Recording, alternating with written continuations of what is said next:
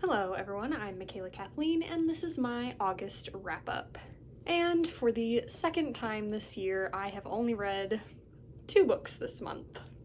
I really wanted to have the final book in the Inheritance cycle on this wrap-up, but I'm still in the midst of reading it. I am only about halfway through, so I'm simply not going to finish it in time to be able to talk about it on this wrap-up. So, jumping right into the books that I did get around to, I started this month with A Beautifully Foolish Endeavor by Hank Green. This is the sequel to An Absolutely Remarkable Thing, and it is the final book in the series. And I will be having spoilers for both books. And the biggest difference between this book and the first book is that this book is told from multiple perspectives. In the first book, we only get the main character April May's perspective, but in this book, we get April May and Maya and Andy and Miranda and even some Carl. And in a way, I liked this new having multiple perspectives. In the first book, there were some characters that I really wanted to get to know better, especially Maya, and so getting these multiple perspectives definitely helped with that. But this also kind of didn't work for me because the book is told in first-person perspective, so each character is saying I and me, and I don't know if this was a problem with Hank's writing or if this would just be really difficult to pull off no matter what, but I found myself often getting lost on whose perspective I was in. I would forget which name had been said at the beginning of the chapter, and in the midst of the chapter they would say, I did this or I thought this, and I would be like, wait, who is doing this? Who is thinking this? I've forgotten whose perspective I'm on right now. So their voices were not different enough for me to just always be keeping track easily. So I think with multiple perspectives, I definitely prefer for it to be in third person. That way, names are never being dropped out. You're constantly knowing who you're with. So as for the book itself, it is definitely trying to tackle a lot of issues. And at times, characters can get a little bit rambly, and also the book itself can get kind of a little bit preachy. Like, I totally agree with basically all of the perspectives on the issues in this book, and yet still I found it a little bit like, okay, you're trying to get your own opinion across here, and it's just a little bit much. Because while I agree with the opinions that are being presented, it's also just very much reading like it's trying to communicate these opinions, maybe more so than a story. The story kind of lacked a little bit because of it. But then also at times I felt like maybe I was in the wrong for thinking that, and I just wasn't smart enough to get some of the stuff that was going on. It's kind of like reading Jurassic Park. It's very cerebral, very smart book. Sometimes lots of technical stuff going on that's just going above your head. Although I am glad that the book had like really full, thought out, complicated answers to all of the questions that are in the first book. Even if I didn't always get those answers, it was so much better than sometimes books will build up these huge mysteries and then there are no answers, or the answers are just bad. Like they're not super well thought out, or they're not complicated enough, or they're just not enough. Like, this definitely delivered on all of the mysteries as far as making the answers to the mysteries be well thought out and not just end up being nothing in the end.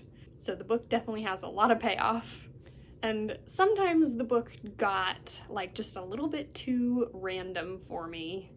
Like, the stuff that was happening was so weird and random that it just kind of threw me out of the story a little bit.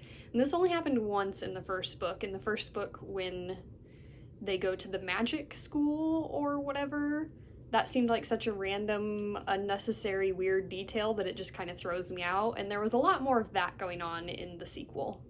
And then farther into the book, once the whole Altus Space storyline comes up, That reminded me so much of one of my very favorite books of all time, The Last Book in the Universe, which is a dystopian, and in that book, nobody reads anymore. Everyone just uses mind probes, which is described as like shooting the movies right into your mind. And so then when I got to the Altus space, I was like, oh, this is mind probes, which was kind of fun because The Last Book in the Universe is like one of my favorite books, but also like it was definitely something I recognized.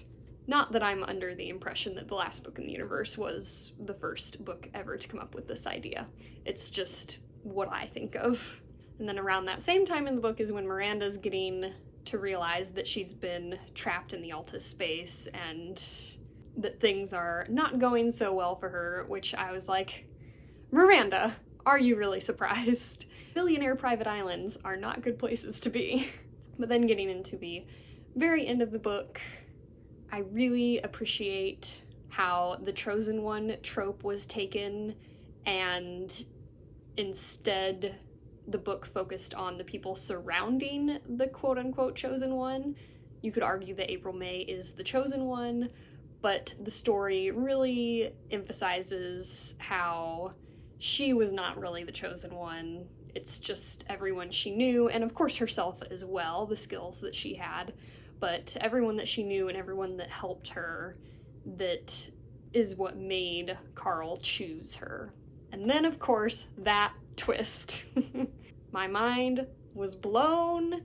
The twist I am speaking of, spoiler warning, the big spoiler here if you don't want it, was set up so perfectly with the certain people not being able to go into the Altus space because it would make them sick, and like if you experience that once, that's just how it was, and then them using that to have people update their terms of agreement and experience that while updating, and then Altus space is useless for the whole world, was just so clever, so smart. If you haven't read it, you probably didn't even understand that explanation, but it's so good. And then yeah, the very final chapter I felt was kind of weird. Like, it was again one of those random things that I didn't really get fully. And so, like, it ended with this really high note with the twists and everything, and I liked how everything had wrapped up. And then, like, the very final chapter was like this little, I felt kind of unnecessary, strange, random end note that I didn't really get. So it kind of ended on a little bit of a low note for me. Like, if just the final chapter had been not necessarily cut, because it was nice to end with April and Maya, but just different, just a simpler final chapter that just could have left just some simple resolution of like, oh, they're happy and together, how nice. So yeah, overall, comparing the second book to the first book, I would say I probably liked the first book better. I didn't always love having the multiple perspectives just because their voices were so similar. It was sometimes hard to follow that. And then also the first book just felt neater, like the plot felt neater. Everything felt like tighter and more put together. There was less what felt like extra stuff going on. But this book definitely gives you a lot more to think about. Like, I thought about this book a lot more because it's got a lot more issues and it's more complicated and all that. So, like, it's kind of an interesting thing to think about. Like, this book definitely consumed my thoughts more when I was not actively reading it and, like, after I was done reading it, which is, there's certainly something to be said for that if you're spending more time thinking about a book. But yeah, the first one just felt a little more well-constructed. But the series as a whole, I definitely really enjoyed. Very thought-provoking series, and lots to keep you interested. Very engaging. Next, I read The Memory Keeper's Daughter by Kim Edwards. And this one takes place over a big chunk of time from like the 60s to the 80s. And when it begins in the 60s, a woman is about to give birth, and her husband, who is a doctor, is trying to get her to the hospital during a big snowstorm, and they end up having to go to his clinic, and the only person available to help with the birth is his nurse. He's not an OBGYN or anything like that, so he doesn't really handle births, but he is a doctor, so he at least somewhat knows what he's doing.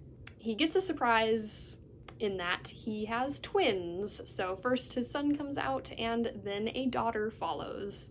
And the daughter has Down syndrome, and it is the 60s, and he's got a complicated history with a sister who had a lot of medical issues and died young, and so he decides to send his daughter to an institution without telling his wife. So, right at the beginning of this book, I knew it was going to be infuriating.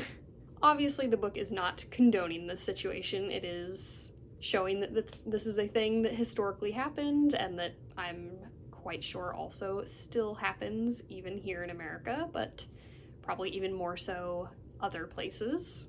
And the book definitely is not supporting the doctor's decision. But that being said, it's still just kind of infuriating to read about. Not only does he make the unilateral decision to send their daughter to an institution, he tells his wife that their daughter has died at birth. Which, if you're going to lie about this, I don't understand why you just don't mention the existence of the daughter at all. Like, he's theoretically trying to save her from the pain of having a daughter with disabilities and losing her, like, later down the road. But then, like, losing a baby immediately is also very hard, so why not just pretend she didn't exist in the first place?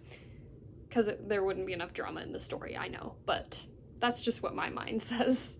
But yeah, definitely the first chapter is so infuriating. Definitely, like, do whatever you can to make sure you got a good advocate if you ever give birth. And just everything about the entire situation in the first chapter is just so wrong. But I think that's kind of the goal of the book, is to make you feel these very big feelings about this topic. So definite success there. This book definitely majorly takes place in the characters' heads. We follow the perspective of the doctor, his wife, the son that they keep, and the nurse, who does not end up taking the baby to an institution. She ends up raising the baby as her own. And yes, like most adult books, it's very much in the characters' heads. And because it takes place back in the day and the subject matter, there's also some offensive language throughout the book. Some of it is so outdated and offensive that I actually had to look it up to see what it means, which is kind of heartening that it's outdated enough that I had to look it up. But when I read the definition, I was like, holy moly, that's offensive. So yeah, if you're uncomfortable with offensive language, there's some very offensive stuff, and then some moderately offensive stuff, and the moderately offensive stuff gets repeated a lot. I would argue a little bit too much. I think having the characters use that offensive language is fine because of when the book takes place and because that's how the characters would have talked, but I don't feel like the narrator needed to use that language. And yeah, the book was definitely really engaging. It's about a lot of important, heavy topics. There were parts that lagged. I didn't care for when the doctor went back and visited his home, his childhood home, and the entire storyline with the girl that he meets there was kind of strange. There's this part where the son runs away that seemed very random and out of nowhere. And I definitely could have used more Phoebe in the book, the daughter who the nurse raises. I would have liked to seen more of her character, especially in the middle of the book. She really disappears for a while, and I was wondering, like, where's Phoebe?